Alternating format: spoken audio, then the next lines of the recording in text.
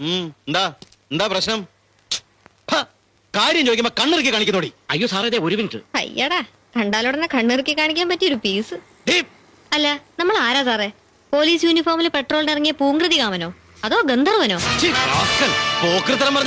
ഒന്ന് വന്നേ, ഒന്ന് പറഞ്ഞോട്ടെ, ഒന്ന് വരാൻ വിടോ.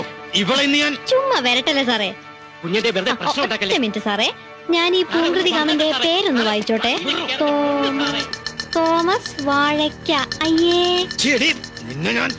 ഓ sorry, Thomas Vazhakkali. Really sorry. പക്ഷേ നല്ല അസല് മുഖപരിചയം. നമ്മൾ ഇതിനു മുമ്പ് ഓ യെസ്, കിട്ടി. അല്പം മൂത്ത് നരച്ചെങ്കിലും കല്യാണം കഴിച്ചത് ഈയിടെ, വെരി റീസെന്റ് അല്ലേ?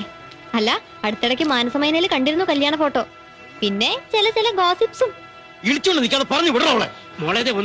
അല്ല മാവാ, ഒരു 25 ലക്ഷം രൂപയും 250 പവന്റെ ആഭരണവും കൊടുത്തിട്ട് നമ്മുടെ ആ കോലഞ്ചേരിയിൽ അബ്കാരി കോൺട്രാക്ടർ വിലക്ക് വാങ്ങിച്ച അതേ വാഴക്കാലി തന്നെയല്ലേ ഈ പുള്ളി?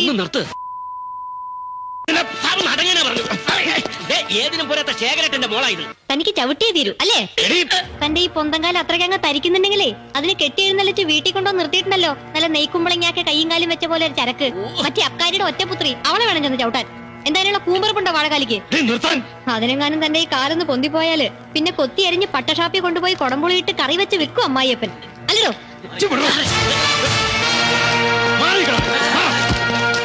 പറഞ്ഞു ജയിച്ചെന്ന് കരുതി തിളക്കണ്ട. നിന്നെ പിന്നെ കണ്ടോളാം ഈ വാഴക്കാലി.